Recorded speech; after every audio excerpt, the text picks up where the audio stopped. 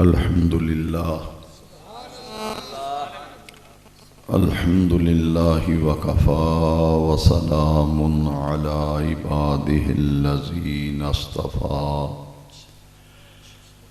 أما بعد أعوذ بالله من الشيطان الرجيم بسم الله الرحمن الرحيم قال الذي عنده علم من الكتاب أنا آتيك به قبل أن يرتد إليك طرفك صدق الله مولانا العظيم إن الله وملائكته يصلون على النبي يا أيها الذين آمنوا صلوا عليه وسلموا تسليما الصلاة والسلام عليك يا سيدي يا رسول الله وعلى آلك وأصحابك يا خاتم النبيين.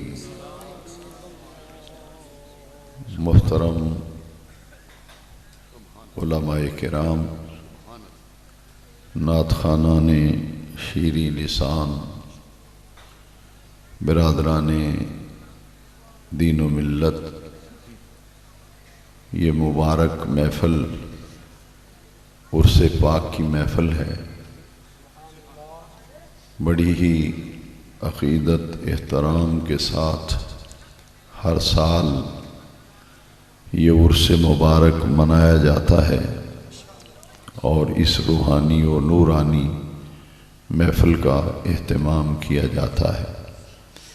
میں بانیان محفل گرامی مرتبت جناب حکیم محمد شاہد صاحب، گرامی منزلت جناب حکیم محمد زاہد صاحب اور ان کے تمام خانوادے کا شکریہ ادا کرتا ہوں جنہوں نے مجھے اس محفل میں حاضری کے لیے حکم دیا، اور عزیز گرامی جناب الحاج عابد حسین صاحب بسمل جو بڑے ہی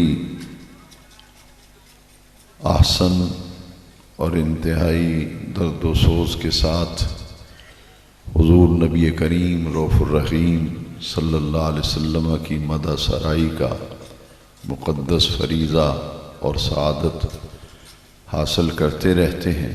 اللہ تبارک و تعالی حضرت میاں جی رحمۃ اللہ تعالی علیہ کی ساری اولاد، امجاد اور ان کے پورے خاندان کو اللہ رب العزت اپنے حفظ و امان میں رکھے، اور اسی طرح دین کے ساتھ وابستگی اور عرس مبارک کی اس نورانی محفل کو ہر سال عقیدتوں و محبتوں سے منعقد کرنے کی توفیق عطا فرمائے.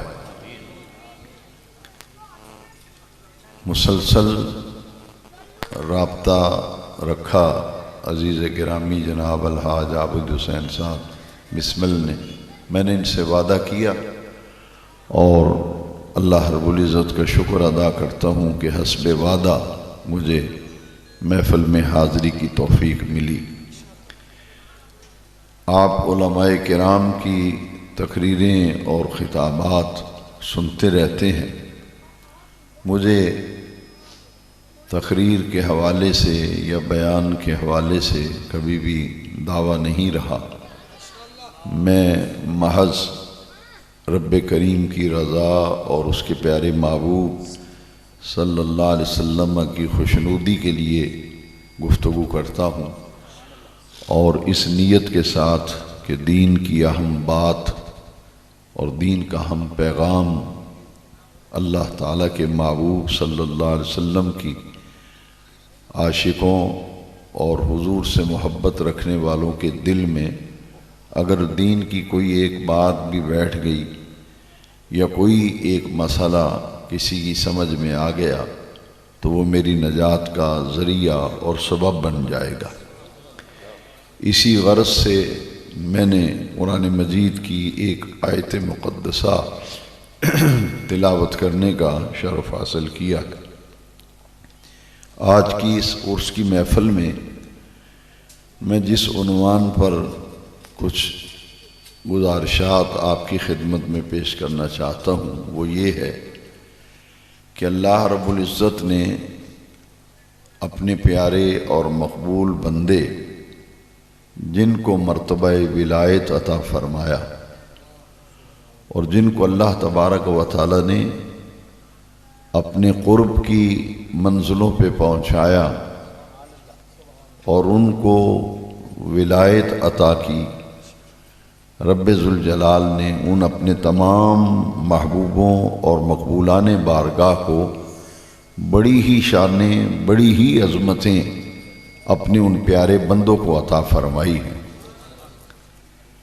انبیاء کرام، اللہ کے پیارے نبی، رب ذوالجلال نے ہر نبی کو اس کے منصب کے مطابق اللہ کریم نے جو انبیاء کرام سے جس دور میں انبیاء کرام سے کام لیا، ان کو دنیا میں بھیجا اپنے احکام اپنے بندوں تک پہنچانے کے لیے، تو رب ذوالجلال نے ہر نبی کے منصب کے مطابق رب ذوالجلال نے انہیں شانیں عطا فرمائی۔ حضرت ابراہیم علیہ السلام کو خلیل اللہ ہونے کا شرف حاصل ہوا، وہ اللہ کے خلیل ہیں۔ حضرت موسیٰ علیہ السلام کو کلیم اللہ کا لقب عطا کیا گیا۔ حضرت ابراہیم خلیل اللہ ہیں، حضرت موسیٰ کلیم اللہ ہیں، حضرت اسماعیل علیہ السلام ذبیح اللہ ہیں۔ ہر نبی کو اللہ تبارک و تعالی نے جن عظمتوں سے بہرہور فرمایا، ان کا ذکر رب ذوالجلال نے قرآن مجید میں فرمایا۔ تیسرے پارے کی پہلی آیت کریمہ، تیسرے پارے کی پہلی آیت مقدسہ کے جو پہلے الفاظ ہیں، وہ میرے اس مضمون کو جو میں بیان کرنا چاہتا ہوں اس کے حوالے سے بڑی ہی رہنمائی اس آیت مقدسہ میں موجود ہے۔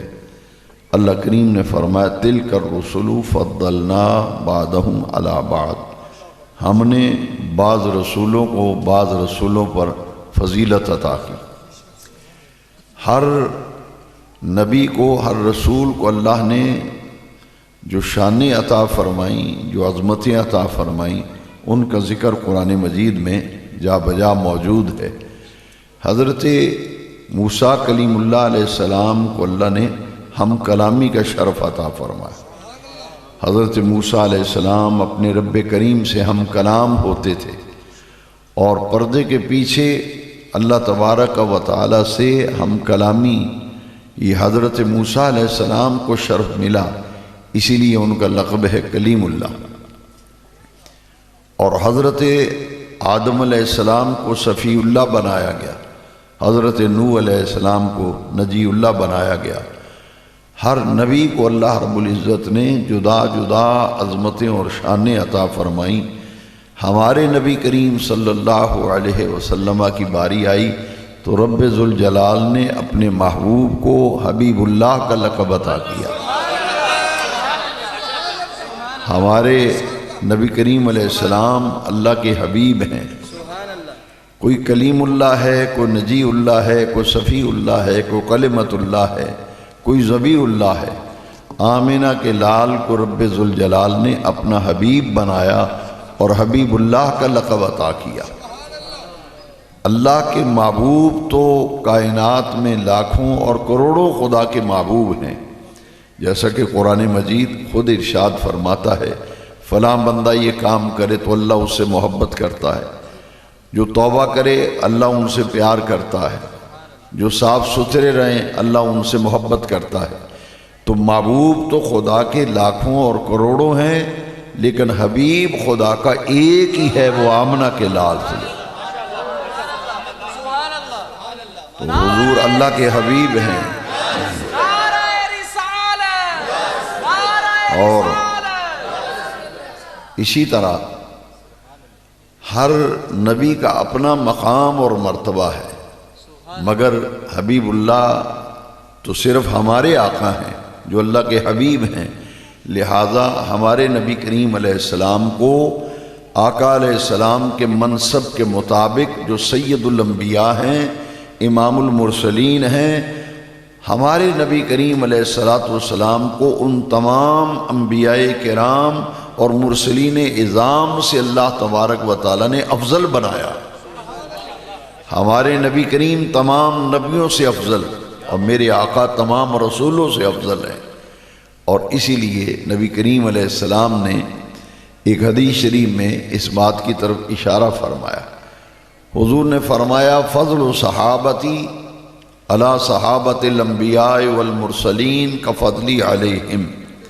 حضور نے فرمایا میرے تمام صحابہ کو پہلے تمام نبیوں کے صحابہ پر اس طرح فضیلت حاصل ہے جس طرح مجھے تمام نبیوں رسولوں پیغمبروں پر فضیلت حاصل ہے۔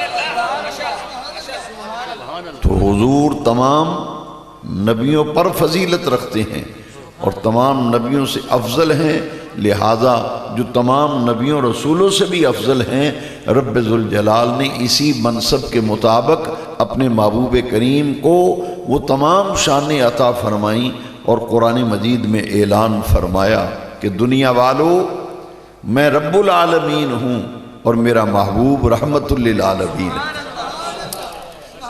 اللہ رب العالمین ہے اور اس کے محبوب رحمت للعالمین ہیں۔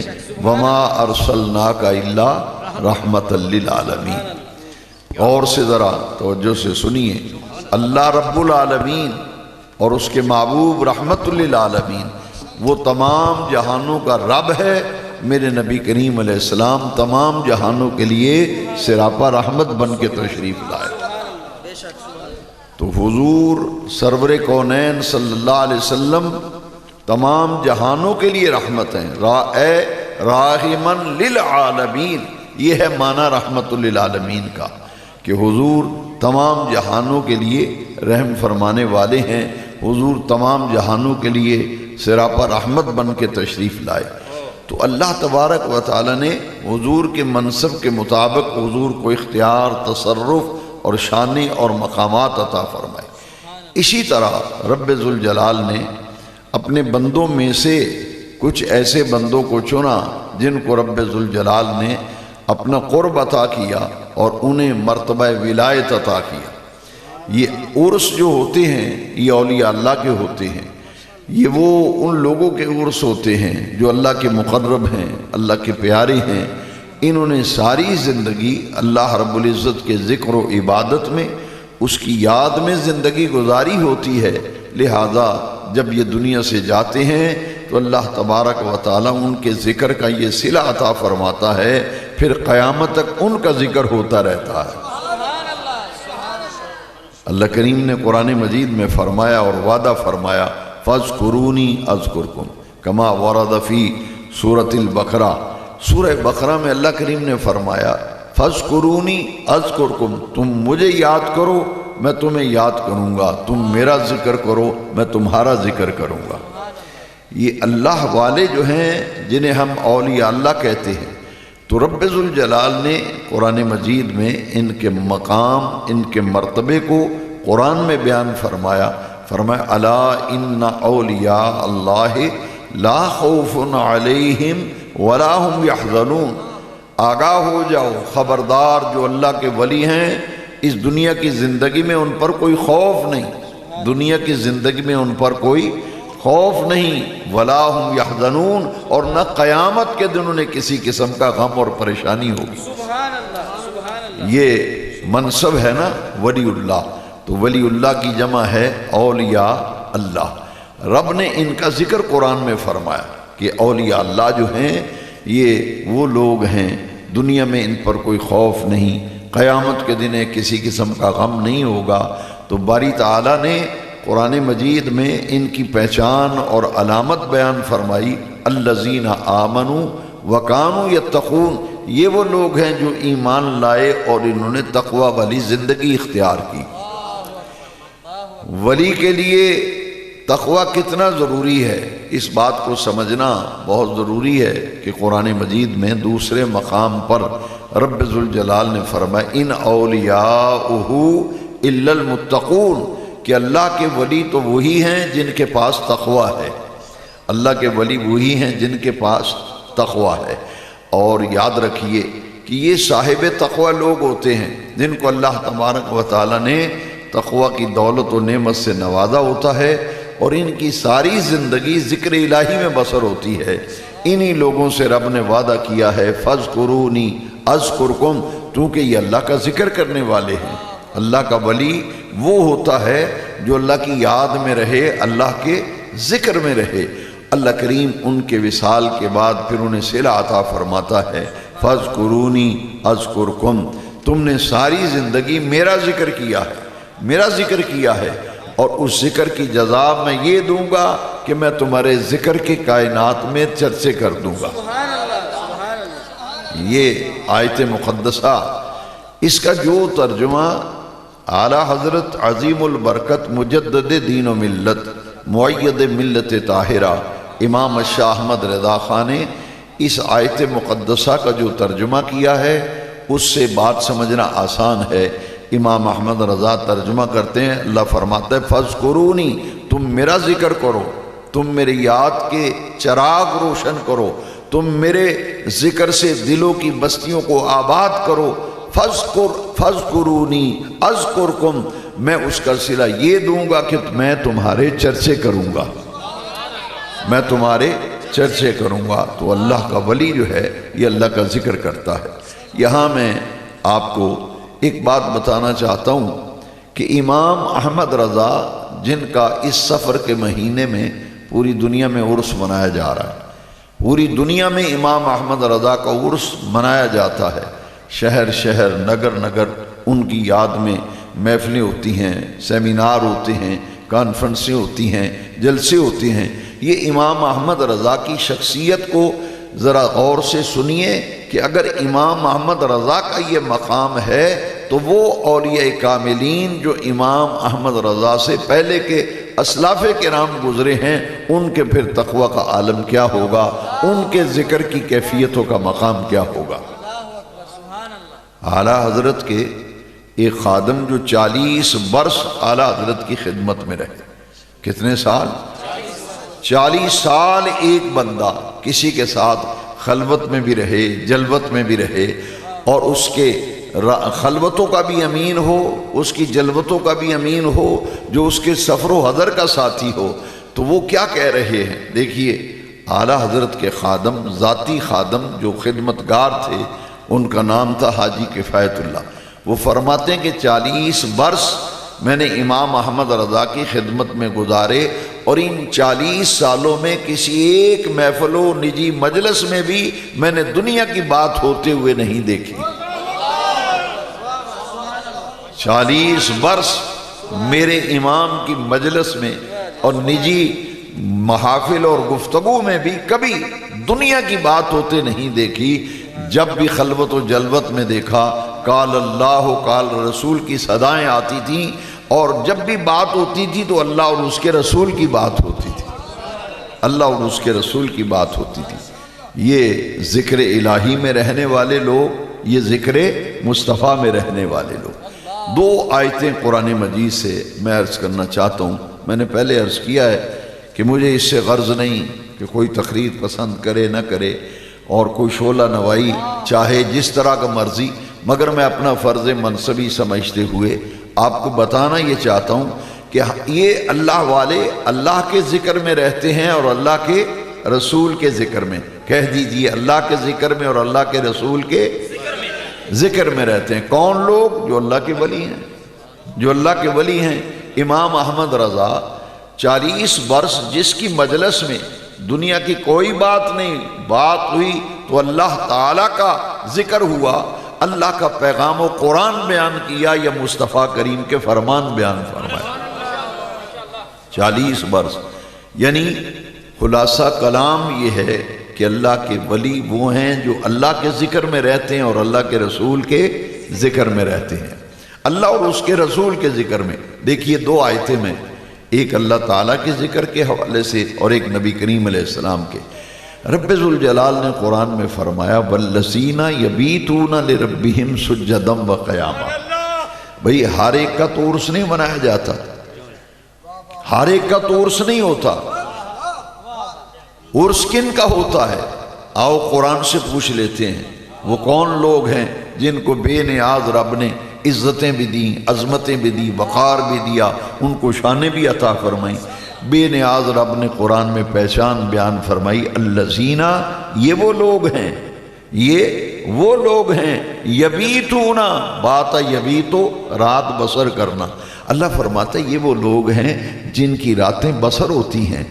الذین یبیتون لربہم، قربان جائیں ہماری راتیں نہ جانے کس کے لیے بسر ہوتی ہیں؟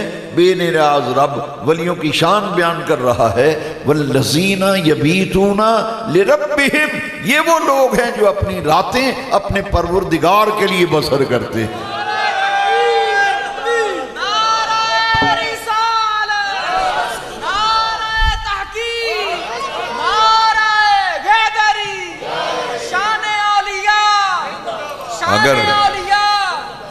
اگر کسی بندے کے ذہن میں خیال آئے، وسوسہ آئے یا وسوسہ ڈالا جائے کہ بھئی یہ کیا عرس مناتے ہیں آپ بزرگوں کے، ان کے مزارات پہ جاتے ہیں، میں نے کہا ہر کسی کا تو عرس بھی نہیں ہوتا اور ہر ایک کے مزار پر کوئی جاتا بھی نہیں، بلکہ یہ کون لوگ ہیں؟ اللہ کریم نے فرمایا، بڑے پیارے لفظ ہیں قرآن کے، اگر ان کی لذت لیں تو بڑا ہی کیف آئے گا۔ میں پھر آیت کریمہ پڑھتا ہوں، والذین یبیتون لربہم، یہ وہ لوگ ہیں جن کی راتیں گزرتی ہیں تو اپنے رب کے لیے، اپنے پروردگار کے لیے، یہ رب کے لیے راتیں گزارتے ہیں۔ اور کیا کرتے کیا ہیں؟ فرمایا لربہم سجدم وقیاما، یہ اپنے پروردگار کے لیے رات بسر کرتے ہیں، کبھی ان کی رات سجدے میں گزر جاتی ہے، کبھی ان کی رات قیام کے اندر گزر جاتی ہے، ان کی راتیں یاد الہی میں بسر ہوتی ہیں۔ بھئی ہم تو غافل ہیں، ہماری شب و روز ہمارے غفلت میں گزرتے ہیں۔ حضرت امام اعظم ابو حنیفہ نعمان بن ثابت رضی اللہ عنہ، آپ کا پڑوسی جو تھا وہ یہودی تھا، امام اعظم ابو حنیفہ نعمان بن ثابت کا پڑوسی۔ ایک دن اس پڑوسی یہودی کا بیٹا اپنے باپ سے کہتا ہے کہ ابو جان، یہ ہمارے پڑوسیوں کے گھر میں رات کو ایک روزانہ درخت نظر آتا تھا، آج وہ درخت نظر نہیں آ رہا، وہ درخت آج دکھائی نہیں دے رہا، لگتا ہے وہ درخت کٹ گیا ہے یا اسے کاٹ دیا گیا ہے۔ اس نے کہا بیٹا، وہ درخت نہ تھا بلکہ مسلمان امام تھا جسے دنیا ابو حنیفہ کہتی ہے، جو نعمان بن ثابت ہے، وہ آج انتقال کر گئے ہیں۔ وہ درخت نہ تھا بلکہ وہ امام جو آج انتقال کر گیا، وہ رات کو اپنے گھر کے صحن میں مصلی بچھا کر نفل پڑھا کرتا تھا، قیام کیا کرتا تھا کہ دیکھنے والا دور سے دیکھے تو یوں لگتا تھا کہ درخت کھڑا ہے، درخت کھڑا ہے۔ اس نے کہا بیٹا، یہ درخت نہ تھا بلکہ وہ تو مسلمانوں کا امام اعظم ابو حنیفہ تھے، اور ان کی راتیں بسر ہوتی ہیں۔ والذین یبیتون لربہم سجدا وقیاما، ان کی راتیں بسر ہوتی ہیں کبھی سجدے کے اندر، کبھی قیام کے اندر۔ ایک اور آیت ہو جائے، اگر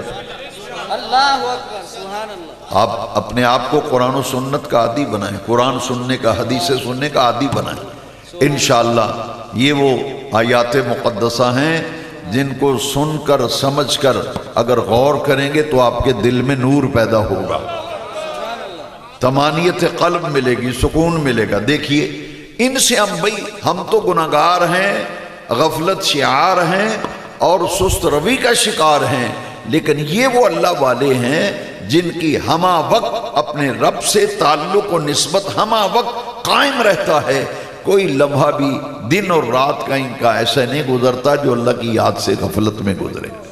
اس لیے ہم ان سے پیار کرتے ہیں، ان سے محبت کرتے ہیں، ان کے پاس بیٹھتے ہیں۔ بلکہ صوفیاء کرام نے فرمایا، اس وقت وہ میرے پاس وقت نہیں کہ میں تفصیل میں جاؤں، مگر ایک بات تصوف کی اور معرفت کی حقیقت کی سنتے جائیں، محض اللہ والوں کی مجلس میں بیٹھنے سے، محض اللہ والوں کی مجلس میں بیٹھنے سے، اور جو اللہ تبارک و تعالیٰ کا ذکر کرنے والے ہیں، جو اللہ کے ولی ہیں، اس کے پیارے ہیں، مقبول ہیں، محبوب ہیں، کعبے کے رب کی قسم ہے محض ان کی مجلس میں محبت لے کے بیٹھ جاؤ، جب تک بیٹھے رہو گے ان کے دل کے انوار، ان کی تجلیات، ان کی کرنیں آپ کے دل پر پڑتی رہیں گی۔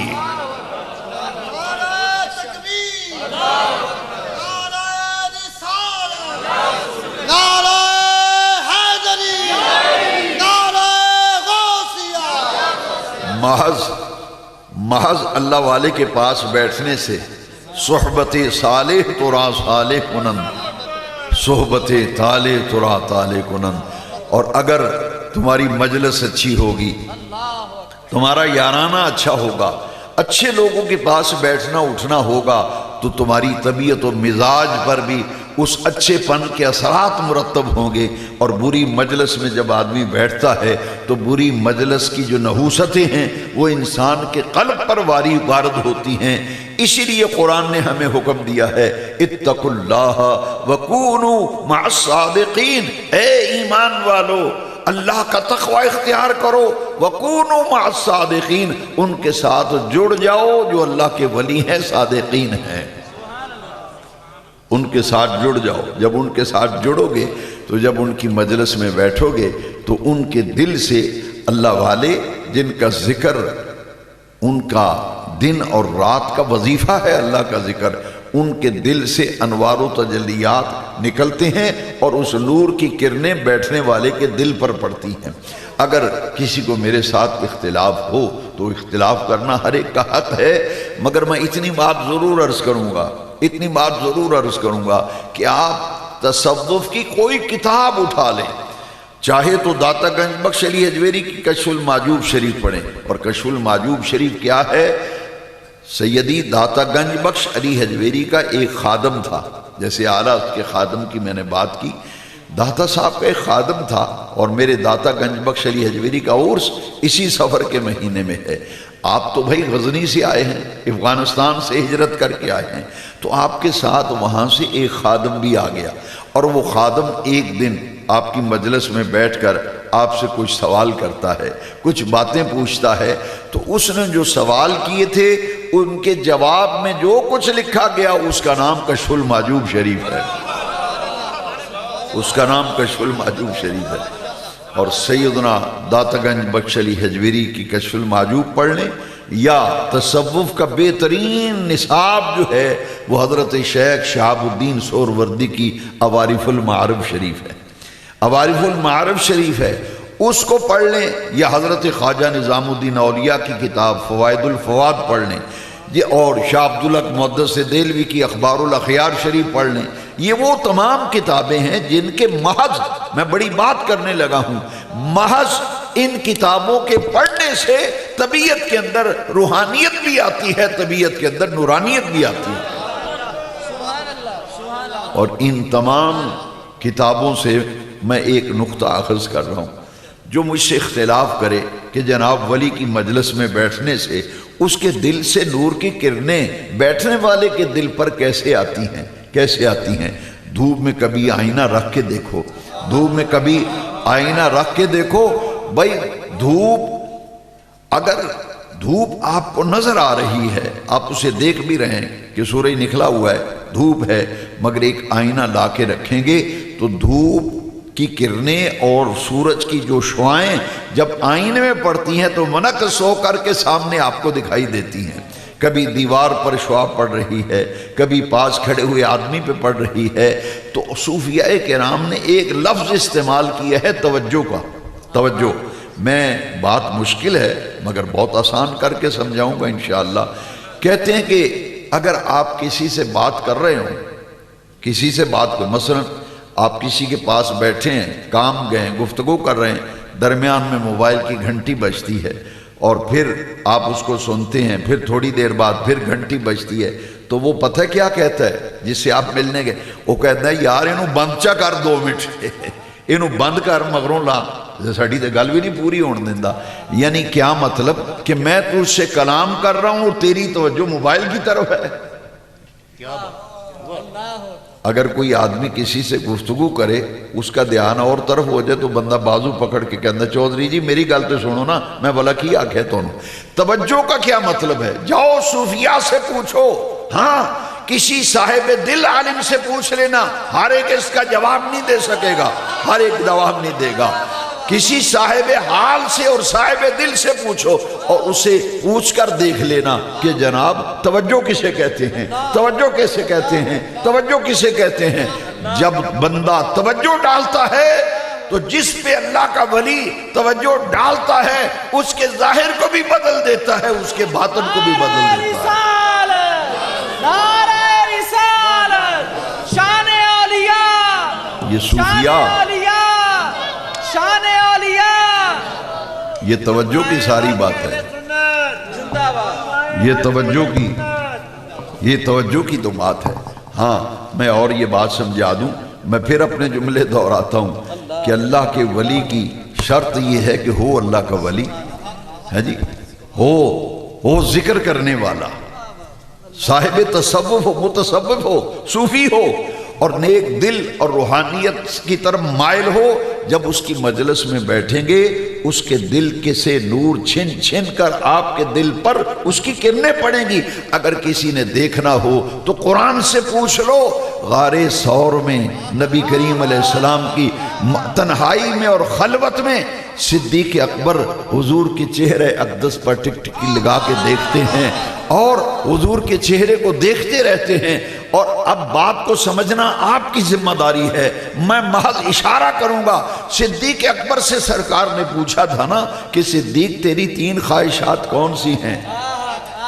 ہم تو بحث محبت ہی کہتے ہیں جی، ہم تو عشق کے دعوے جھوٹے کرتے ہیں کہ جناب مجھے آپ سے بہت محبت ہے، میں دل سے آپ سے پیار کرتا ہوں۔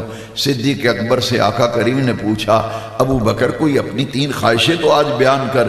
عرض کی آقا پہلی خواہش تو یہ ہے الجلوس بین یدیک، ہمہ وقت سامنے بیٹھا رہوں اور مکھڑا تکتا رہوں، دیدار کرتا رہوں، میں دیدار کرتا رہوں۔ ہاں میں پوچھنے کا حق رکھتا ہوں کہ اس دیدار کا سبب کیا تھا؟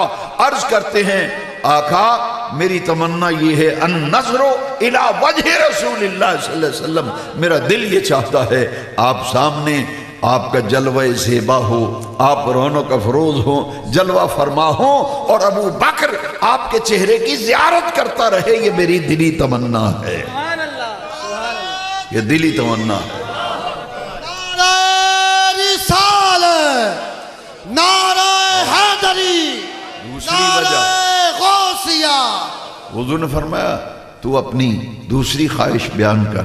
عرض کرتے ہیں آقا دوسری تمنا یہ ہے انفاق و مالی علیک، حضور میری خواہش یہ ہے اشارہ آپ کہو تو آپ کے اشارے پہ مال قربان کرتا رہوں، آپ کے اشارے پہ مال لوٹاتا رہوں، قربان کرتا رہوں۔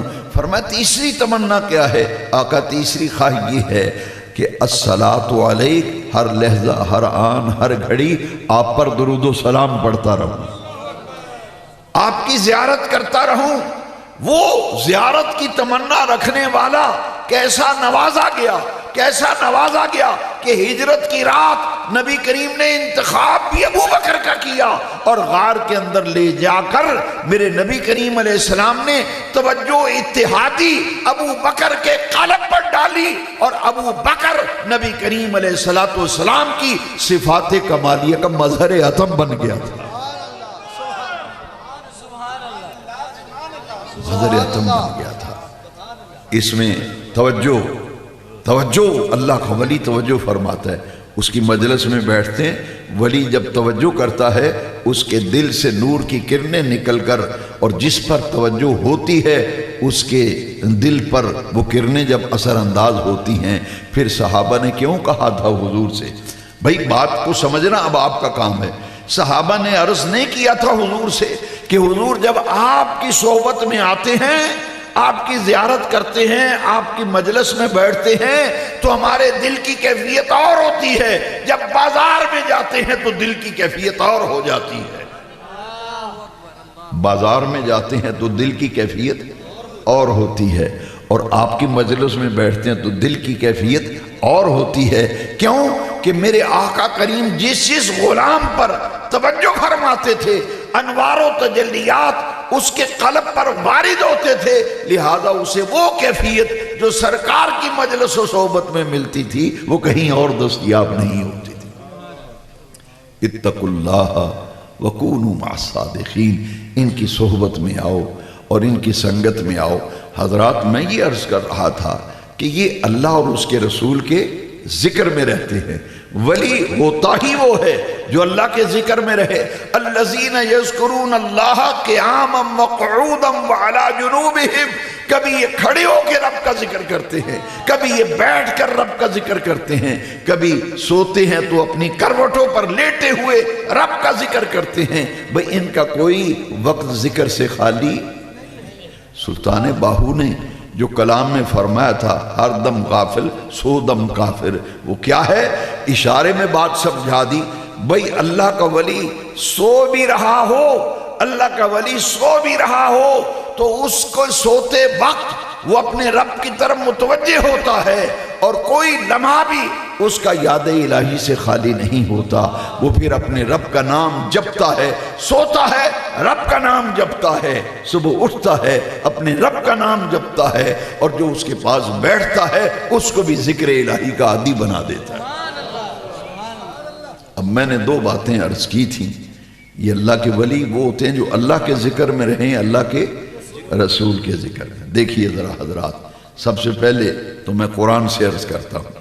یہاں تو اللہ کریم نے ان کی نشانی اور پہچان بتا دی، اور ان کے جو امورس کرتے ہیں اس کا فلسفہ بھی قرآن کی روشنی میں حکمت سمجھ میں آ گئی۔ فَاذْكُرُونِي أَذْكُرْكُمْ، یہ اللہ کے ذکر میں رہتے ہیں، اور امام احمد رضا علیہ الرحمت والرضوان ترجمہ کرتے ہیں۔ اللہ فرماتا ہے فَاذْكُرُونِي أَذْكُرْكُمْ، تم میرا ذکر کرو میں تمہارے چرچے کروں گا۔ یہ اللہ کے ذکر میں رہتے ہیں۔ اب قرآن کیا فرماتا ہے حضور کے ذکر کے بارے میں؟ وَرَفَعْنَا لَكَ ذِكْرَكَ، وَرَفَعْنَا لَكَ ذِكْرَكَ، اے محبوب ہم نے آپ کی خاطر آپ کے ذکر کو بلند کر دیا۔ ہم نے آپ کی خاطر آپ کے ذکر کو بلند کر دیا۔ بھئی حضور کے ذکر کو اللہ نے بلند کیا نا، کیسے بلند کیا؟ فرمایا ان اللہ وملائکتہ یصلون علی النبی، دنیا والو اللہ اور اس کے سارے فرشتے یصلون علی النبی، نبی مکرم صلی اللہ علیہ وسلم پر درود بھیجتے ہیں۔ یا ایھا الذین آمنوا صلوا علیہ وسلموا تسلیما، ایمان والو تم بھی میرے اس محبوب نبی پر صلوات بھی بھیجا کرو، میرے محبوب نبی پر سلام بھی بھیجا کرو۔ بھئی رب کا ذکر اور اللہ کی محبوب کا ذکر، اب سمجھیے رب تعالیٰ نماز پڑھنے سے پاک ہے، اس نے ہمیں حکم دیا نماز صحیح پڑھو، خود رب نماز پڑھنے سے پاک۔ رب کا حکم ہے نماز پڑھو، رب کا حکم ہے روزہ رکھو، رب کا حکم ہے حج کرو، وہ بے نیاز نماز پڑھنے سے بھی پاک، روزہ رکھنے سے بھی پاک، حج کرنے سے بھی پاک۔ یہ اس کے حکم ہیں، نماز پڑھو، روزہ رکھو، حج کرو، دیگر عبادات۔ لیکن دوستو حضور پر درود و سلام پڑھنا یہ ایک ایسا عمل ہے جو اللہ تبارک و تعالیٰ کا حکم بھی ہے اور رب ذوالجلال کا عمل بھی ہے۔ درود شریف پڑھو، اللہ کا حکم بھی اور اللہ کا عمل بھی۔ رب ہمیں کہتا ہے نماز پڑھو، وہ بے نیاز ہے، وہ نماز پڑھنے سے پاک ہے۔ ہمیں فرماتا ہے ایک کام میں بھی کرتا ہوں، پہلے اپنا ذکر کیا، ان اللہ وملائکتہ یصلون علی النبی، یہ اللہ اور اس کے سارے فرشتے نبی مکرم صلی اللہ علیہ وسلم پر درود بھیجتے ہیں۔ ایمان والو تم بھی میرے محبوب پر درود بھی بھیجو، میرے محبوب پر سلام بھی بھیجو۔ پتہ یہ چلا کہ اگر صدیق اکبر یہ کہہ رہے ہیں کہ حضور میری آخری اور تیسری تمنا یہ ہے، دن ہو یا رات ہو، خلوت ہو یا جلوت ہو، ہر لحظہ ہر آن ہر گھڑی آپ پر درود و سلام پڑھتا رہو۔ نعرہ تکبیر، نعرہ رسالت، نعرہ حیدری، نعرہ غوثیہ، علماء اہل سنت، یہ حضور کے ذکر میں رہنے والے، یہ حضور کے ذکر میں رہنے والے، اللہ کا ذکر، اللہ کے رسول کا ذکر۔ پیر میر علی شاہ صاحب گولوی تاجدار گولڑا شریف، اب دیکھیے ذرا، انہیں نبی کریم صلی اللہ علیہ وسلم کا دیدار جاگتے ہوئے ہوا۔ کیسے کمال کے اللہ کے ولی تھے، ہے جی، دن بھی اللہ کے ذکر میں، راتیں بھی اللہ کے، میں نے آیتیں سنائی آپ کو، بھئی یہ تو دن میں بھی اللہ کا ذکر، رات میں بھی اللہ کا ذکر، اور پھر ایسا کرم ہوتا ہے نبی کریم رؤوف الرحیم علیہ افضل الصلاۃ والتسلیم نے، آپ نے حالت بیداری میں تاجدار گولڑا شریف امام الاولیاء حضرت سیدنا پیر میر علی شاہ صاحب گولوی علیہ رحمت و رضوان کو اپنی زیارت سے مشرف فرمایا۔ بھئی یہ تو آقا کریم کی مرضی ہے نا، جسے چاہیں زیارت سے نواز دیں۔ یہ بڑے کرم کے ہیں فیصلے، یہ بڑے کرم کے ہیں فیصلے، یہ بڑے نصیب کی بات ہے، جسے چاہا اپنا بنا لیا، جسے چاہا در پہ بلا لیا۔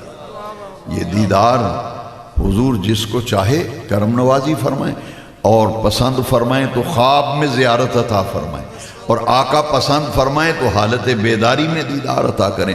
کیا مقام تھا امام سیوطی کا، جنہوں نے 70 مرتبہ حالت بیداری میں دیدار مصطفیٰ کی لذتیں پائی۔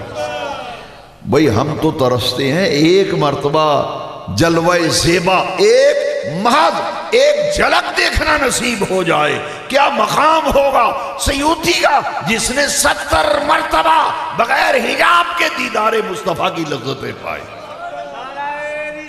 70 مرتبہ۔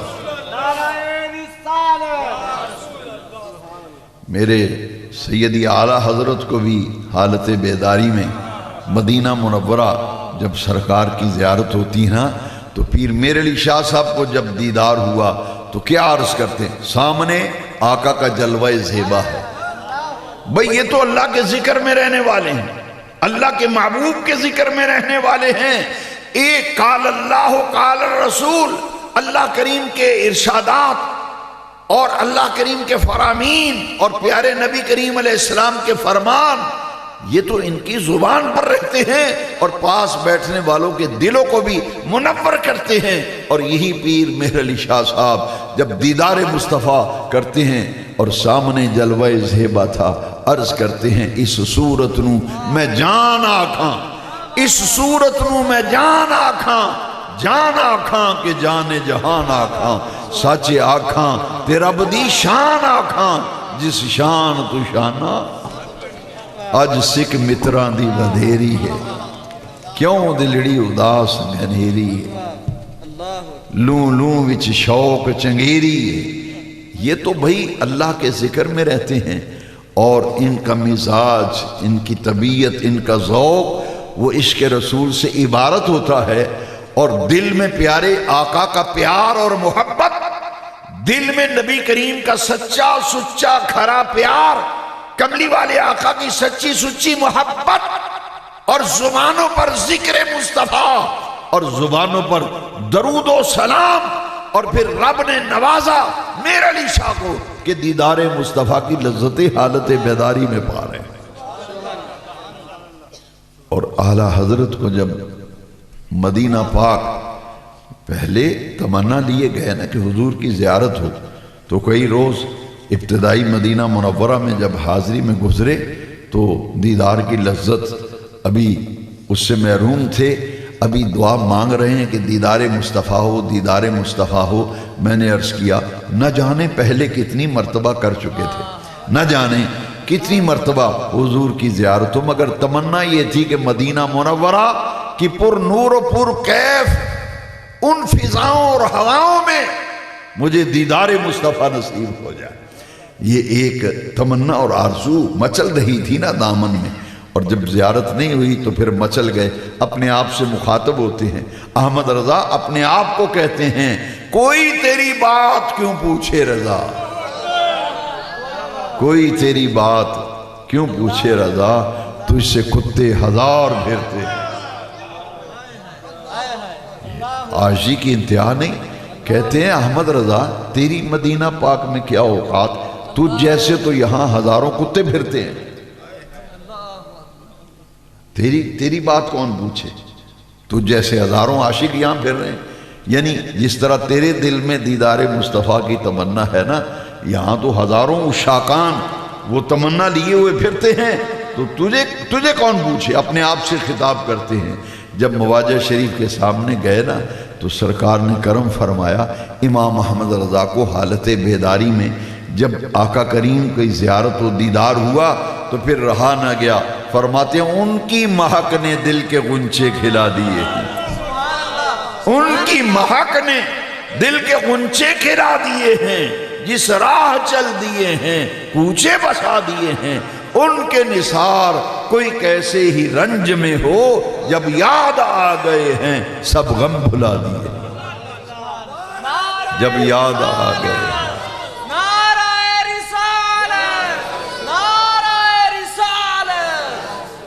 جب یاد آ گئے ہیں، جب دیدار ہو گیا تو نہیں ہو رہا تھا تو جو غم تھا سب ان کے نثار کوئی کیسے ہی رنج میں ہو، جب یاد آ گئے ہیں سب غم بھلا دیے ہیں۔ واللہ کیا جہنم اب بھی نہ سرد ہوگا، واللہ کیا جہنم اب بھی نہ سرد ہوگا، رو رو کے مصطفیٰ نے دریا بہا دیے، رو رو کے مصطفیٰ نے۔ پیدا ہوئے تو رب حبلی امتی، غاروں میں ہیں تو امتی امتی، غاروں میں بخشش کی دعا امت کی، پیدا ہوتے ہی رب حبلی امتی رب حبلی امتی، گویا رو رو کے مصطفیٰ نے دریا بہا دیے ہیں۔ واللہ کیا جہنم اب بھی نہ سرد ہوگا، رو رو کے مصطفیٰ نے دریا بہا دیے ہیں۔ گویا کہ امام احمد رضا کو جب حضور کی زیارت ہوتی ہے تو کیا عرض کرتے ہیں؟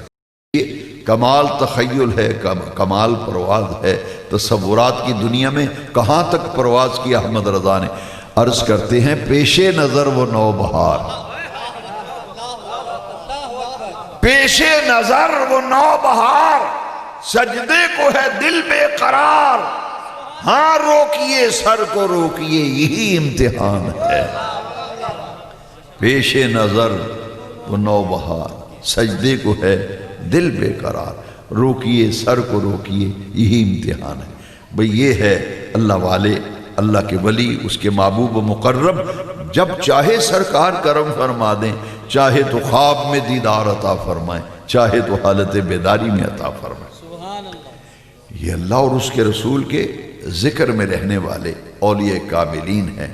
اب اولیاء کاملین کا مرکز و منبع کون ہے؟ مولا علی شیر خدا، مولا علی شیر خدا کا رب۔ یہ چار نہریں ہیں، یہ چار نہریں ہیں، ان کا مرکز و منبع گنبد خضرا ہے، اور مولا علی قاسم ولایت ہیں، چشتی، نقشبندی، قادری، سہروردی۔ یہ چار مشہور جو سلاسل طریقت ہیں، کعبے کے رب کی قسم ہے، ان سب کا مرکز و محور، مصدر و منبع یہ حضرت مولا علی کی ذات گرامی ہے۔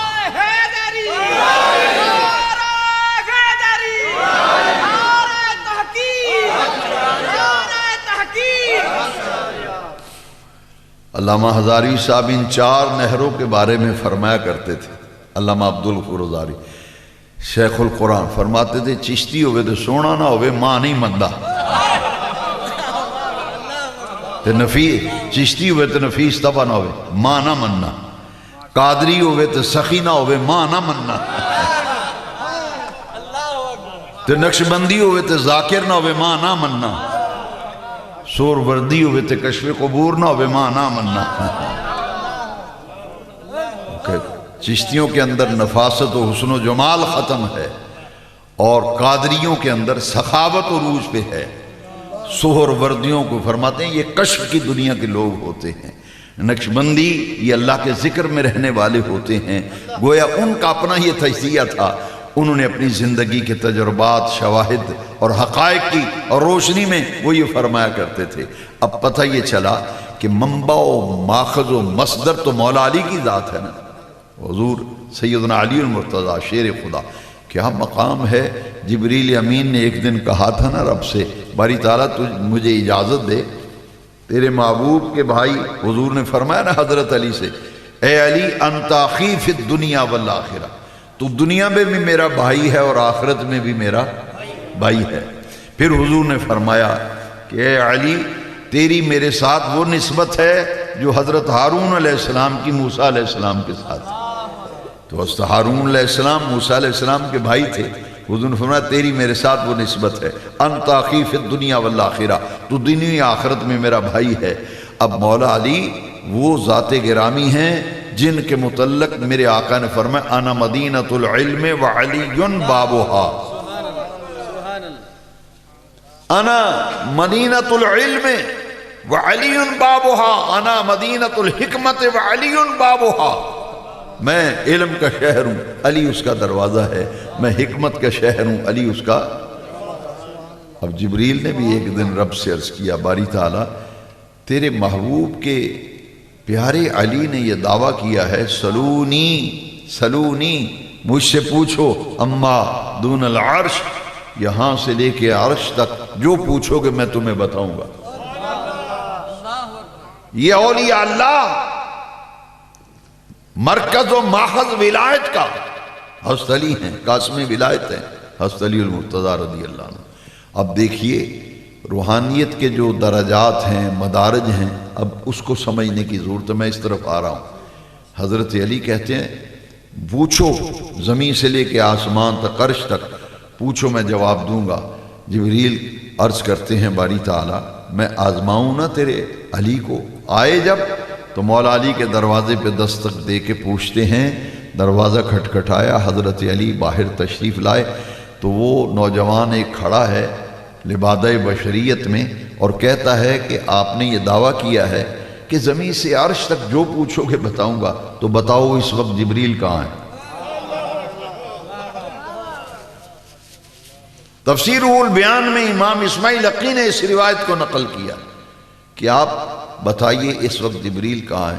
میرے علی پاک نے آسمان کو دیکھا، زمین کو دیکھا، ایک نظر شرق پہ ڈالی، ایک نظر غرب پہ ڈالی، شمال کو دیکھا، جنوب کو دیکھا، مسکرا کر کہا خود ہی جبریل ہے، اور خود ہی پوچھ رہا ہے کہ جبریل کہاں ہے،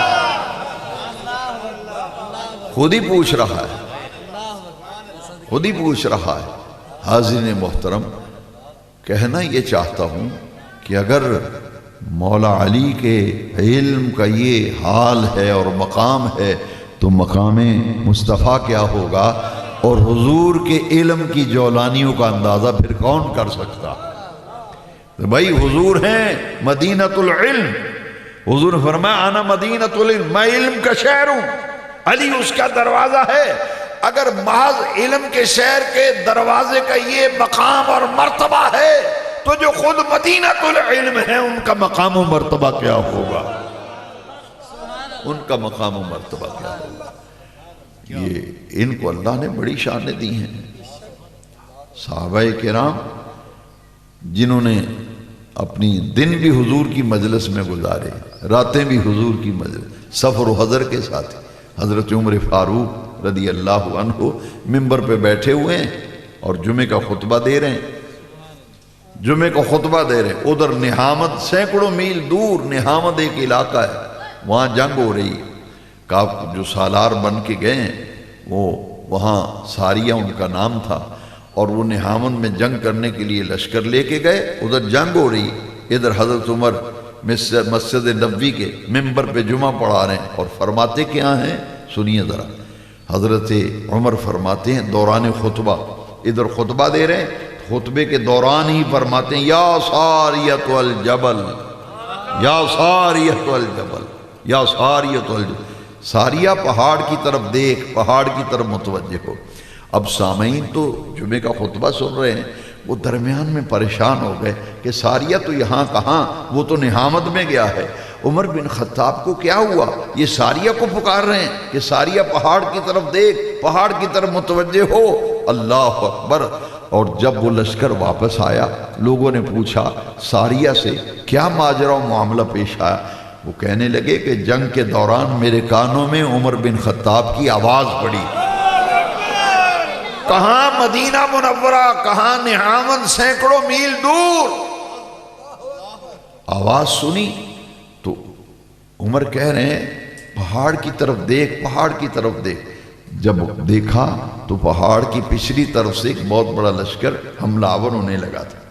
آپ نے فوراً اپنی صفوں کو درست کیا اور دفاع کیا۔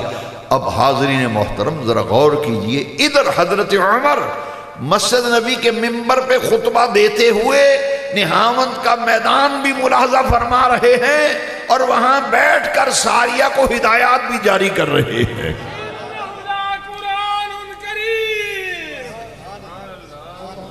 ہدایات دے رہے ہیں۔ بھئی عرفاء نے کہا کہ ہم مانتے ہیں کہ حضرت عمر کی یہ کرامت ہے، سینکڑوں میل دور آواز کیسے پہنچ گئی، لیکن فرماتے ہیں کہ یہ حضرت ساریہ کی بھی کرامت ہے۔ ان کا بات کرنا، بات کا وہاں پہنچنا، اور یہ حضرت عمر کی بھی کرامت ہے، اور جو سننے والے ساریہ ہیں ان کی بھی کرامت ہے، ان کی بھی کرامت ہے۔ کیوں؟ اس میں فکر مند ہونے کی ضرورت نہیں۔ بخاری شریف کو آپ پڑھ لیں، مسئلہ حل ہو جائے گا۔ امام بخاری حدیث لائے ہیں، رب ذوالجلال نے فرمایا لا یزال عبدی یتقرب الی بالنوافل کنت سمع الذی یسمع بہ۔ میرا ولی فرضوں کی پابندی کے بعد جب نفلوں کی کثرت اور رغبت کرتا ہے، اللہ فرماتا ہے میں اس مقام پر، میرا بندہ مقام قرب پر آتا ہے، میں اس کے کان بن جاتا ہوں جن سے سنتا ہے۔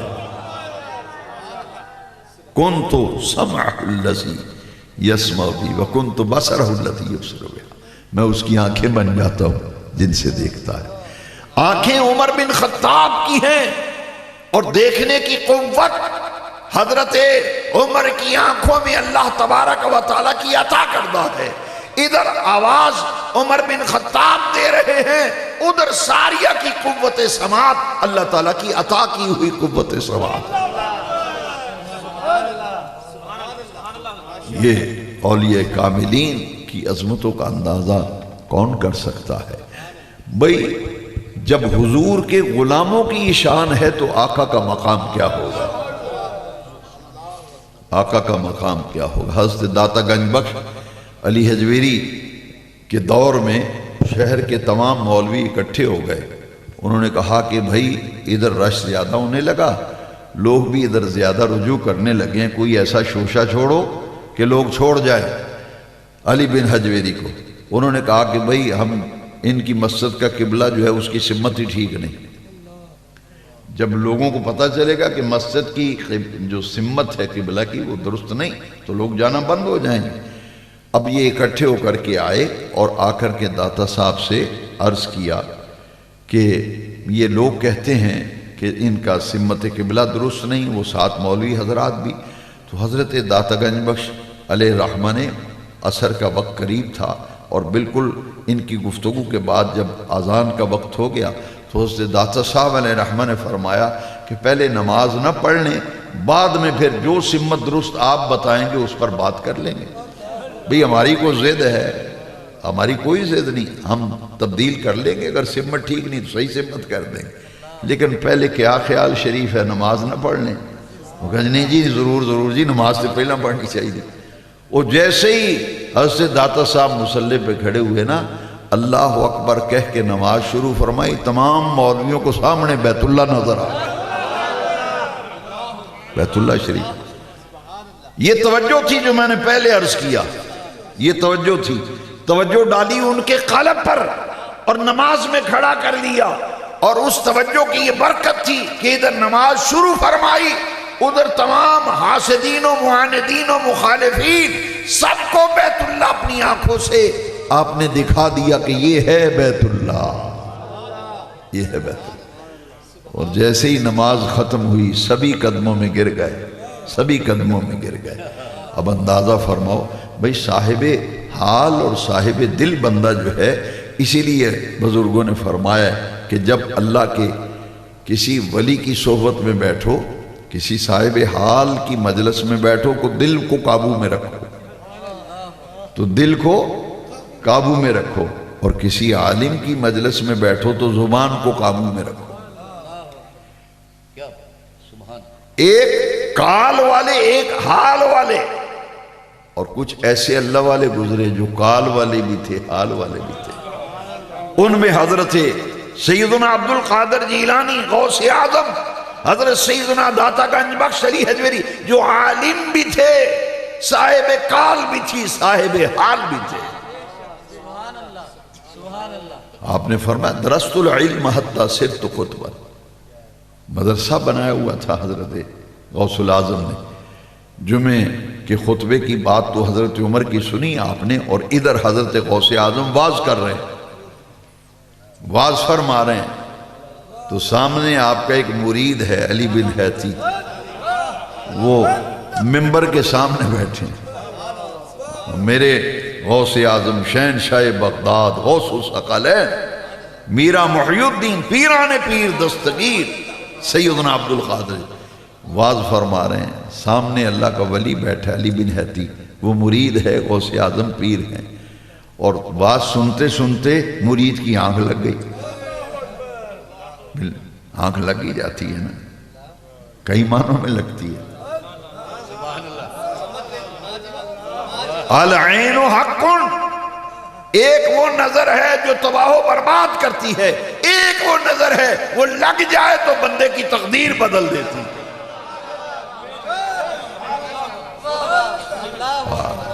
یہ لوگ کہتے نہیں سائیاں دی نظر ہے جی، سائیاں دی نظر ہے، اس سائیاں دی نظر ہے، بادشاہوں سرکاراں دی نظر ہے، ایک نظر جو ستیہ ناس کر دیتی۔ ہاں حضور نے فرمایا کچھ ایسے العین حق، نظر لگنا حق ہے، اگر نظر بد لگ جائے تو زندہ آدمی موت کی آغوش میں بھی جا سکتا ہے، اور بہت سے اس کے جو نقصانات ہیں وہ حدیث شریف میں تفصیل موجود ہے۔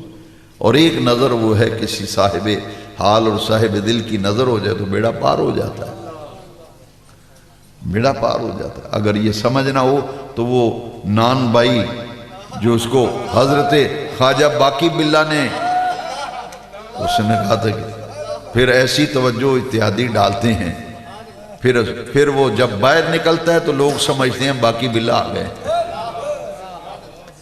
اس منزل کا ایک نام فنا فی شیخ بھی ہے، فنا فی شیخ۔ بندہ دھوکہ کھا جاتا ہے، وہ سمجھتا ہے میرے پیر صاحب آ گئے، وہ پیر صاحب نہیں ہوتے، وہ فنا فی شیخ ان کا مرید ہوتا ہے۔ علی بن حیتی خود بات سنتے سنتے سو گئے، آنکھ لگ گئی، اور میرے غوث الاعظم نے باز چھوڑ دیا، ہاتھ باندھ کر مرید کے سامنے کھڑے ہو گئے۔ بھئی پیر کے سامنے مرید ہاتھ باندھ کے کھڑا ہو، یہ تو سمجھ میں آتی ہے۔ یہاں تو پیر بھی، اور وہ بھی جو پیرانے پیر ہیں، جو پیرانے پیر ہیں، غوث الاعظم ہیں، غوث الثقلین ہیں، وہ ہاتھ باندھ کے کھڑے ہیں، سارا مجمع پریشان حیران، اللہ ماجرا کیا ہے، معاملہ کیا ہے؟ یہاں غوث اعظم ہاتھ باندھ کھڑے ہیں، وہ مرید خواب میں سویا ہے، غوث اعظم ہاتھ باندھ کھڑے۔ اچانک علی بن حیتی کی آنکھ کھلی نا، آنکھ کھلی، جیسے ہی آنکھ کھلی تو وہ گھبرا گئے، بھئی میں مرید اور یہ پیر میرے سامنے ہاتھ باندھ کے کھڑے ہیں۔ ایک دم سے جان نکل گئی، اور حیران ہو کر کے غوث الاعظم کی طرف جب دیکھا، میرے غوث پاک نے کندھے پہ ہاتھ رکھا، فرمایا مریدی لا تخف، میرے مریدہ گھبرا نہ، مریدی لا تخف، فرمایا میں نے سچی سچی دسی خواب وچ کی ویکھدا سی۔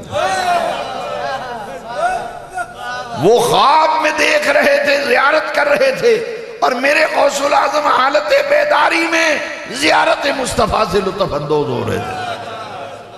اب لوگوں کی سمجھ میں بات گفتگو مکمل ہونے کے بعد میں آئی کہ غوث اعظم اپنے مرید کے احترام میں ہاتھ باندھ کے نہیں کھڑے ہوئے، بلکہ اس مرید کی خواب میں رسول اللہ کی جلوہ گری تھی، خواب میں۔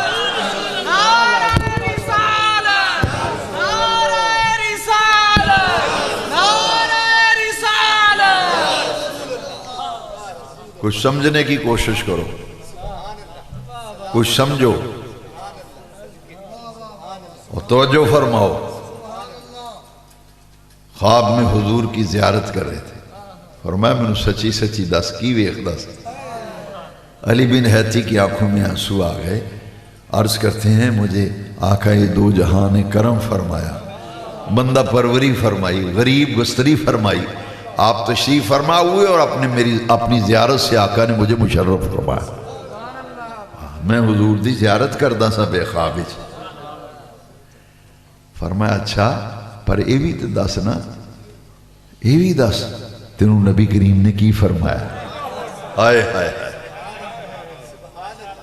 اچھا یہ خواب میں حضور کی زیارت کر رہے ہیں، غوث العظم پیران پیر حالت بیداری میں مصطفیٰ کا دیدار کر رہے ہیں، اور یہ دیکھ رہے ہیں کہ میرے مرید کے خواب میں رحمت کائنات کی جلوہ گری ہے، گنبد خضرا کے نقی تشریف لائے ہیں.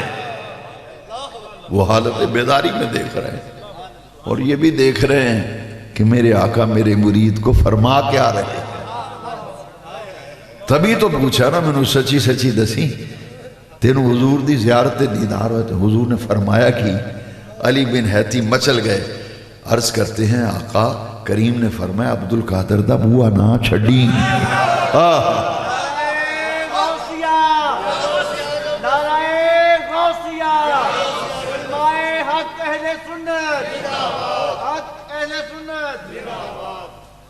آپ نے فرمایا حضور نے کیا فرمایا؟ حضور نے فرمایا عبد القادر کا دروازہ اس کی چوکھٹ کو نہ چھوڑنا.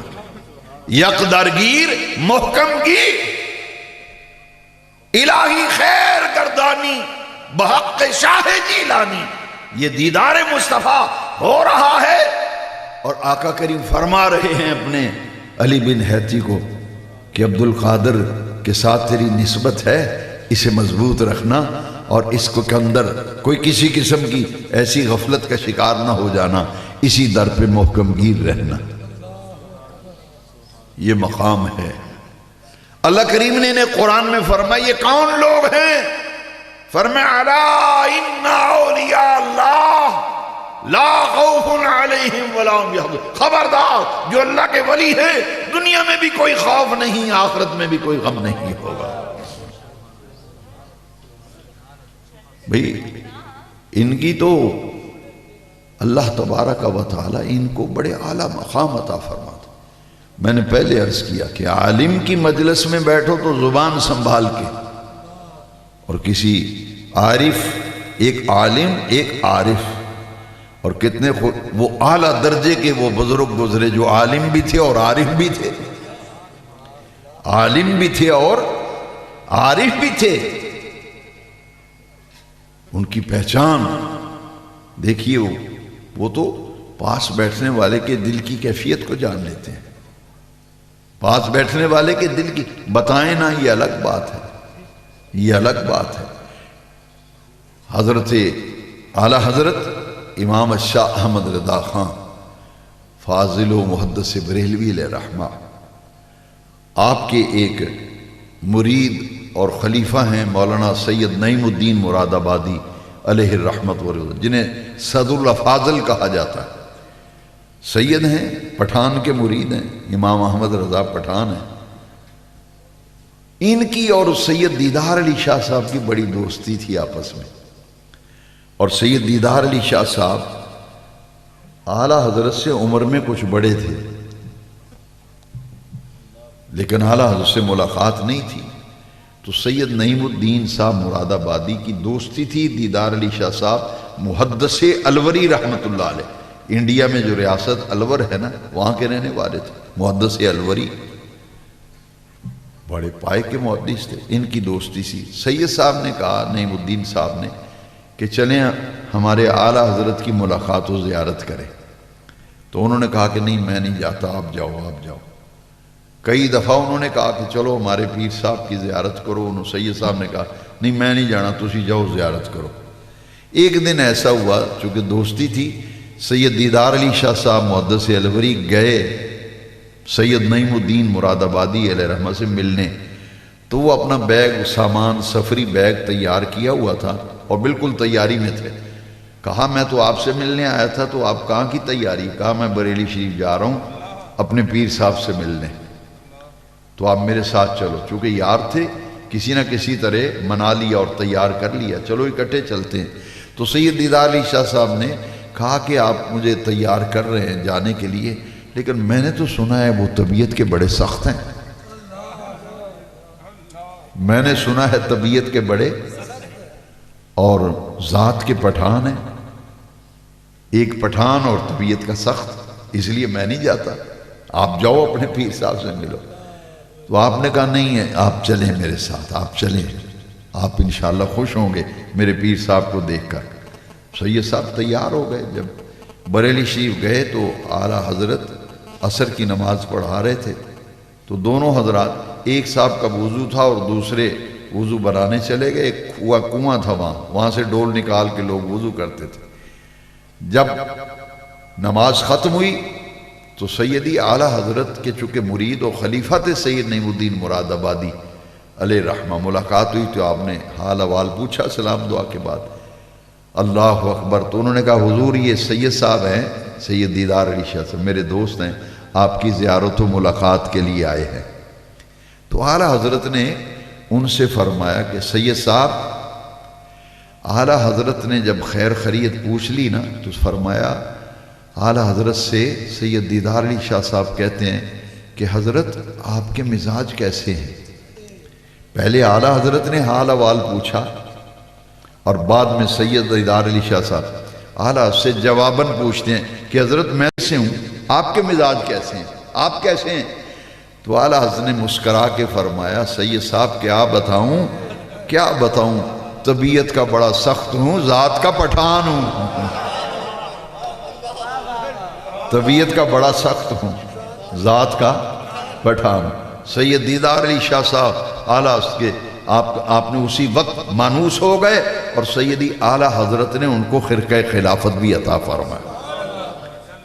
یہ سید دیدار علی شاہ صاحب دلی دروازے سے لاہور اندر داخل ہوں تو بائیں طرف دارالعلوم حزب الاناب جہاں سے شروع ہوا تھا وہاں سید دیدار علی شاہ صاحب کا آج مزار ہے۔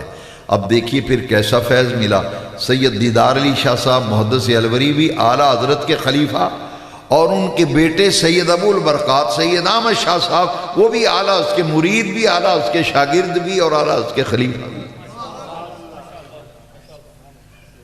تو سید دیدار علی شاہ صاحب کے پاؤں تلے سے زمین نکل گئی کہ میں نے تو کسی سے ذکر نہیں کیا، نہ سید نعیم الدین مراد آبادی نے ذکر کیا، جو بات مراد آباد اسٹیشن پہ سید دیدار علی شاہ صاحب کو نے فرمائی تھی اعلیٰ حضرت نے وہ بات بتا دی۔ فرمایا سید صاحب کیا بتائیں، ذات کے پٹھان ہیں، طبیعت کے بڑے سخت ہیں۔ سیدی اعلیٰ حضرت جنہیں مجدد وقت مانا گیا، حرمین شریفین کے علماء نے کہا کہ اس وقت بریلی کا احمد رضا یہ مجدد وقت ہے، اور اللہ رب العزت نے ان سے تجدید کا کام لینا ہے۔ میرے سیدی اعلیٰ حضرت آپ کی زندگی مبارک کے کئی ایسے واقعات، حضرت یہ ہمارے قریبی شرق پور شریف، وہاں ایک بہت ولی کامل ہستی گزری ہے میاں شیر محمد صاحب شرق پوری رحمۃ اللہ، وہاں دیہاتی لوگ مولوی شیر محمد کہتے ہیں، میاں شیر محمد صاحب رحمۃ اللہ علیہ نقشبندی سلسلے کے بڑے اعلیٰ بزرگ ہیں، قربان جائیں۔ کیسا ان کا مقام تھا کہ آپ ایسے صاحب حال ولی تھے کہ آپ کا ایک مرید اس کا کسی سکھنی کے ساتھ ناجائز مراسم ہو گئے۔ اب وہ اس نے جب بلایا تو پیر میاں شیر محمد صاحب شرپوری رحمۃ اللہ علیہ، مرید جب حسب وعدہ وہاں پہنچا تو دیکھا گلی کے کونے پہ وہ دیوا سنگھ کھڑا ہے، دیوا سنگھ کی وہ بیوی تھی، وہ گیا، اس نے کہا تھا دیوا سنگھ تو کھڑا ہے اور اس نے مجھے کہا تھا وہ گھر نہیں ہے تو آ جاؤ واپس۔ دوسرے دن پھر، تیسری دن پھر، آگے جمعہ آ گیا، مرید جمعہ پیر صاحب کے پیچھے پڑتا شرق پور شریف، جب جمعہ پڑھنے گیا نا دیکھیے کیسے اصلاح فرمائی، مرید جمعہ پڑھ رہا ہے اور میاں شیر محمد صاحب مریدوں کو بیلی فرماتے تھے۔ آج بھی شرق پور شریف میں جو سجادگان ہیں ان کے جتنے مرید ہیں ان کو بیلی کہتے ہیں، سنا بیلیا کی حال ہے مریدوں کو۔ تو میاں شیر محمد صاحب جمعے کی تقریر میں فرماتے ہیں بیلیاں نو کچھ حیا چاہیے، یہ جدوں جائے تو گلی دی نکر تے دیوا سنگھ کھلوتا ہے تو پھر واپس آ جائے، تو آپ نے فرمایا بیلیاں نو کچھ حیا چاہیے، ساڑھے کو روز روز دیوا سنگھ نہیں بنیا جائے۔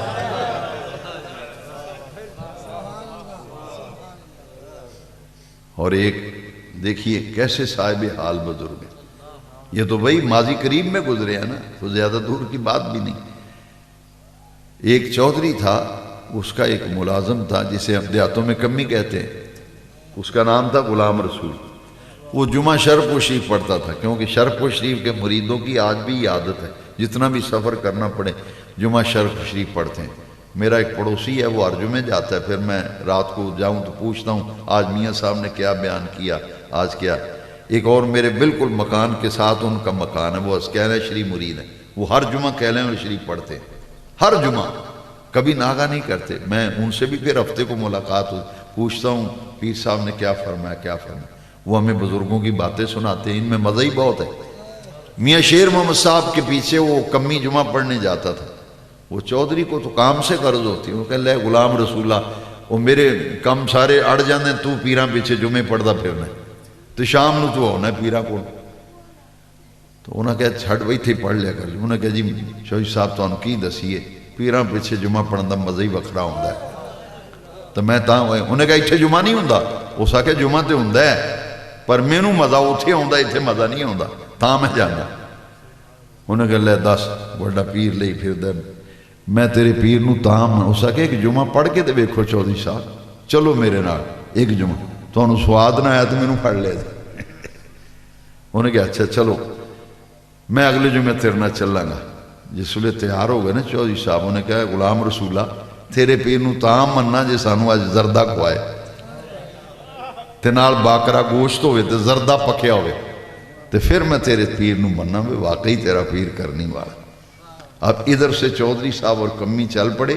مڑ پنگواں ایک بڑا مشہور گاؤں ہے، وہاں کا واقعہ ہے. میں نے اس کے بیٹے سے بھی ملاقات کی، مڑ پنگواں جس کا یہ واقعہ ہے. تو اس نے کہا کہ میں تیرے پیر نو تاں مننا جے سانو گوشت کھوائے تے زردہ کھوائے.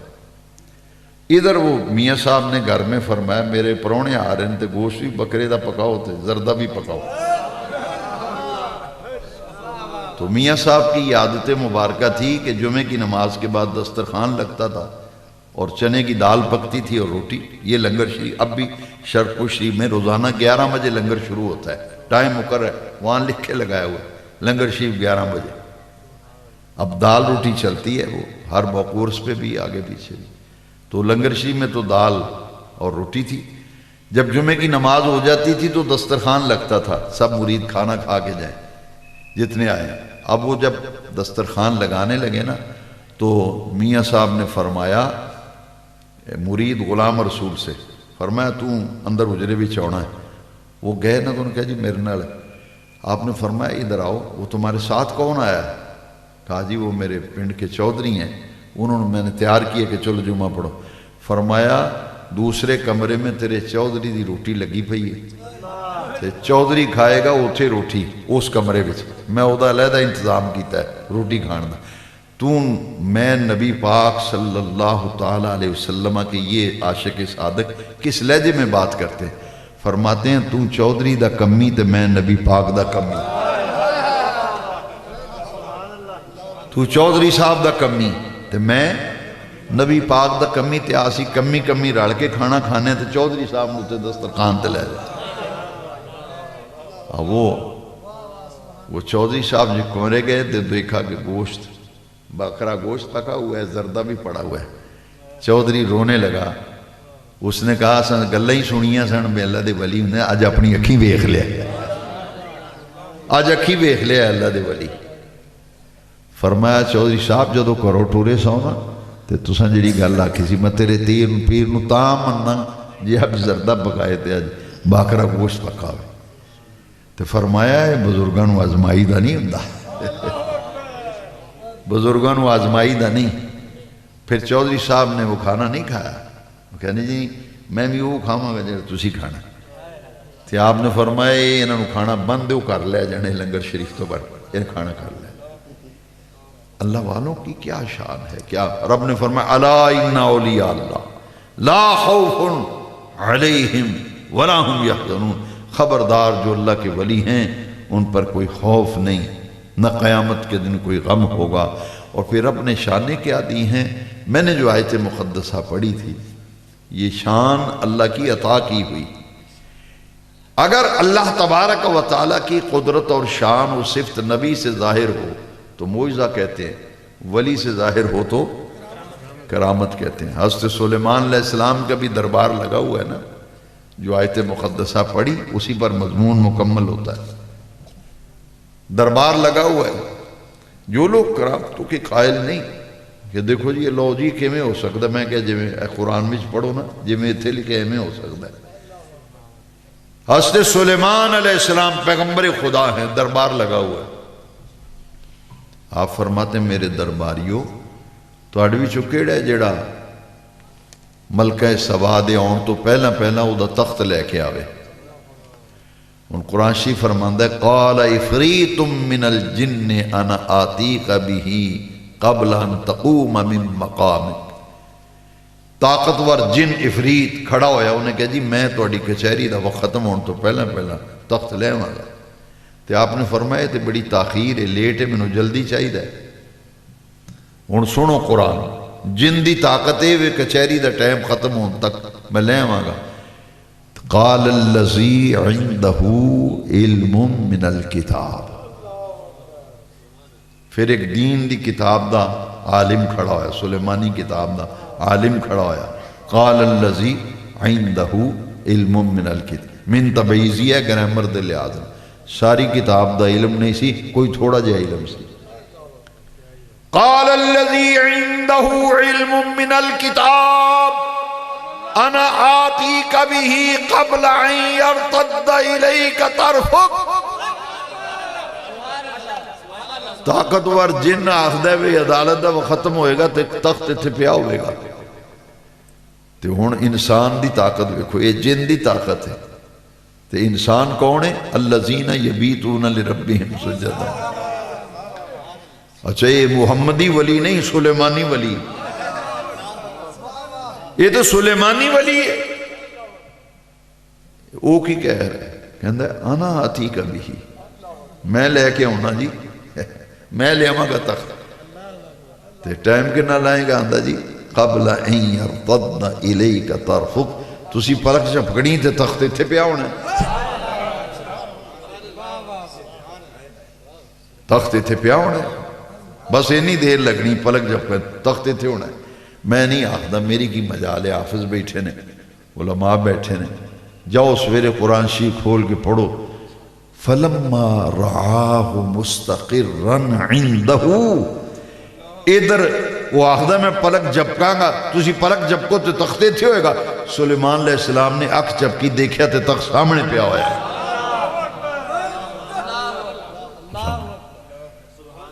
اچھا وہ تو غیب بھی نہیں ہوا، تو غیر حاضر بھی نہیں ہوا، تو پلک جب دیں تخت سامنے پہ ہے۔ قال الذی عنده علم من الکتاب انا آتیک بہ قبل ان یرتد الیک طرفک۔ ہون تو ساڑھے کو دعوے پلے ککھ نہیں، پر دعوے اسی بڑے کر رہے ہیں۔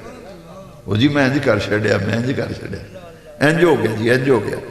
اے بیکھو اللہ والے دی شان ہے، وہ جس ویلے ویکھیا نا تخت سامنے پہ ہے، جب سلیمان علیہ السلام نے اپنے غلام امت ولی دے چہرے والے دیکھا، انہیں آکھے ھذا من فضل ربی، ھذا من فضل ربی۔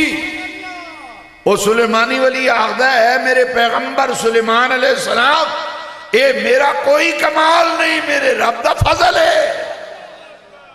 ھذا من فضل ربی، یہ میرے رب دا فضل ہے۔ ان بزرگوں نے لکھیا ہے جی سلیمانی ولی دی طاقت دا یہ عالم ہے، تے محمدی کچھار دا جڑا شیر ہوئے گا، تے محمدی رنگ بھی رنگیا ہوئے گا، اس ولی دی پھر کی شان آئے گی،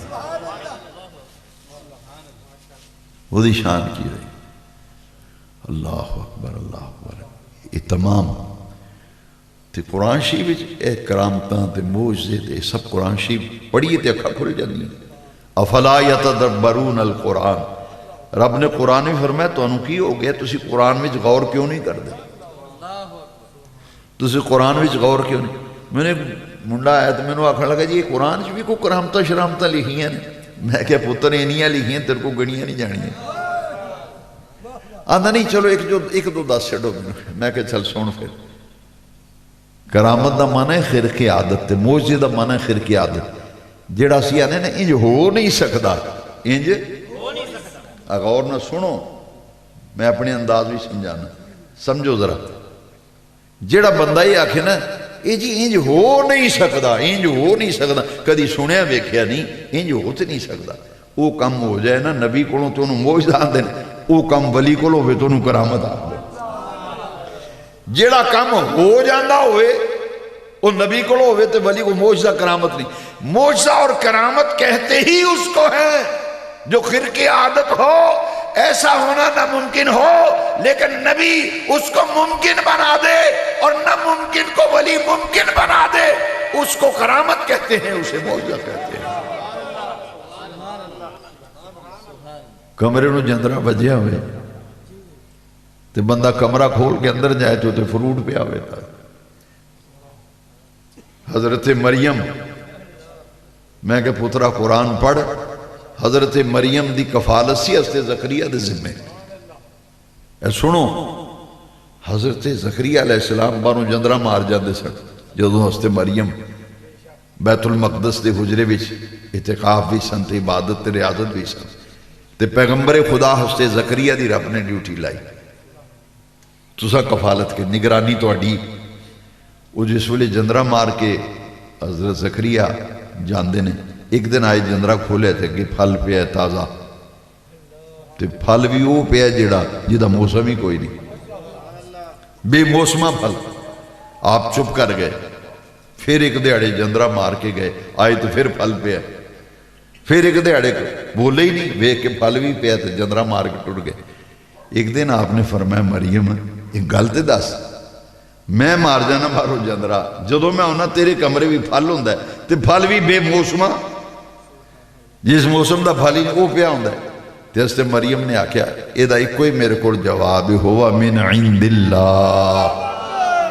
میں اے کرامت قرآن حضرت مریم ہوا من عند اللہ، اے میرے رب والوں ہوندا ہے میرے کول. اے جبریل لے کے ہوندا ہے نا تے رب پہ ہی دا میں ہوا من عند اللہ. بے موسم دے پھل. اچھا غور نہ دھیان نہ سنے جے گل، بے موسمہ پھل سی تے حضرت زکریا علیہ السلام ویکھدے نے پھل لے تے بے موسم ہے تے پوچھیا اے کتھوں ہوندا تے ہوا من عند اللہ، میرا رب کلدا مینوں. پھر دل خیال آیا ہن اولاد دا موسم تے لنگ گیا، وڈیرا ہو گیا. اولاد دا موسم، اے غور نہ سنو، موسم تے لنگ گیا. لو جی تسی اوتھے حجرے ہی دعا کیوں منگدے ہو جا کے؟ فلانی جگہ ولیاں دے روزے اتنے جا کے قبراں تے مزار دعاواں کیوں منگدے ہو؟ میں کہ تاں منگنے ہیں، قرآن بھی لکھا ہے. حضرت زکریا علیہ السلام نے اللہ اکبر انہاں کہا ربا موسم تے کوئی نہیں اولاد دا، اولاد دا موسم کوئی نہیں، پر تو بے نیاز رب ہے. جے مریم نو بے موسمہ پھل دینوں تے قادر ہے نا، تے پھر زکریا علیہ السلام عرض کر دینے ربا بے نیاز رب تو بے موسمہ منو اولاد بھی دین تے قادر ہے. موسم تو نہیں ہوں ویڑا لنگ گیا، بیوی میری باں جے میں آپ ڈینا تے میں کیویں ہوگی اولاد؟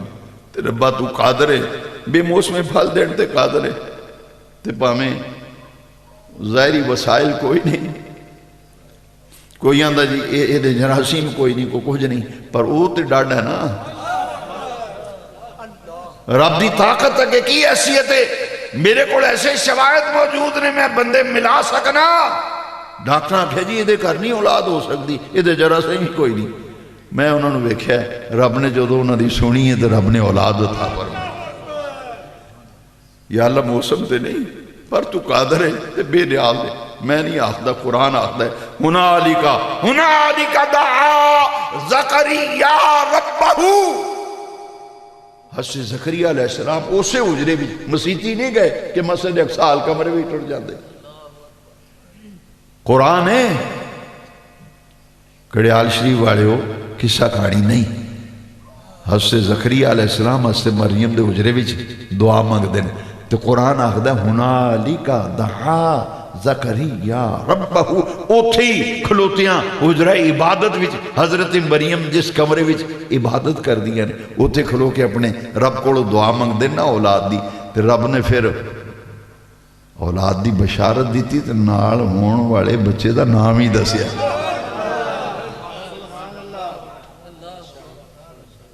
اسی تانوں بشارت مبشرک ساڈے والوں تانوں خوشخبری ہے، بشارت ہے، رب تانوں پتر دے گا، او دا اسمہ یحییٰ، او دا نام یحییٰ ہوئے گا، او دا نام یحییٰ ہوئے گا. تو میں دمشق بھی حضرت یحییٰ علیہ السلام دے مزار تے حاضری دے کے آیا. حضرت زکریا دا مزار بہت دور سی، وہ ساڑھے کول آدمی کو ایسا ملیا نہیں جڑا اتھے لے جائے، لیکن یہ دمشق دی جامع مسجد اندر حضرت یحییٰ علیہ السلام دا مزار سی. تو میں اتھے پتہ نہیں جنہیں دن دمشق رہے ہیں میں روزانہ حضرت یحییٰ علیہ السلام دے مزار میں اتھے دعا مانگی سی. میں کہ بے نیاز رب جنہ کو اولاد نہیں تو قادر مطلق ہے تو سوڑے معبود دیاں زلفاں دا صدقہ جی حضرت یحییٰ علیہ السلام ملدے نے زکریا علیہ السلام جو دعا مانگنے یا اللہ موسم تے نہیں پر تو تے قادر ہے نا. تو یا اللہ اسی پاہمیں جے وجہ معاملات نے تو تے بے نیاز رب جنہ کو اولاد نہیں صدقہ نبی پاک دو نسارے نو نیک سالے اولاد ہوتا ہنالک دعا زکریا ربہ. یہ تو دعا مانگی. اچھا جتھے حضرت مریم کمرے وچ عبادت کرن اتھے پیغمبر ہوئے خدا دا تو دعا مانگن پتہ لگا اتھے دعا قبول بھی ہوئی تو ہندیاں نے دعا قبول. تے پھر جتھے اللہ دا ولی آپ قبر وچ آرام فرمائے تے اے او لیٹے ہے جنہوں رب نے قرآن فرمایا الا ان اولیاء اللہ لا خوف علیہم ولا هم یحزنون. یہ اللہ دے ولی نے، اللہ تعالیٰ نے انہوں بڑیاں شانہ عطا فرمائیاں نے. یہ ساڑی خوش قسمتی اج اسی عرس دی محفل وچ حاضر ہاں. اللہ تبارک و تعالیٰ اسمیہ جی محمد ابراہیم صاحب چشتی صابری رحمت اللہ تعالیٰ علیہ اور میرے مخدوم و محترم جناب حکیم ولی محمد صاحب اسمین علیہ الرحمہ، اللہ انہاں دے مزار شریف تے انہاں دی لہد تے قیامت تک کروڑا رحمتہ نازل فرمائے. اللہ انہاں دے درجات بلند فرمائے. یہ ساڑی خوش قسمتی سانو اس محفل وچ رب نے آن دی توفیق بخشی. آؤ رل کے دعا کریے کہ یہ جڑے اللہ والے تسی سن چکے ہو یہ اللہ دے ذکر وچ رہندے تے اللہ دے رسول دے ذکر وچ رہندے دن رات اللہ رسول دے ذکر وچ دین دیاں خدمتاں وچ لگے نے. یا اللہ صدقہ نبی کریم صلی اللہ علیہ وسلم دا انہاں دے اس ذکر دی خیرات سانو بھی عطا فرما، سانو بھی ذکر خدا تے ذکر مصطفیٰ دی توفیق ملے. وآخر دعوانا ان الحمدللہ.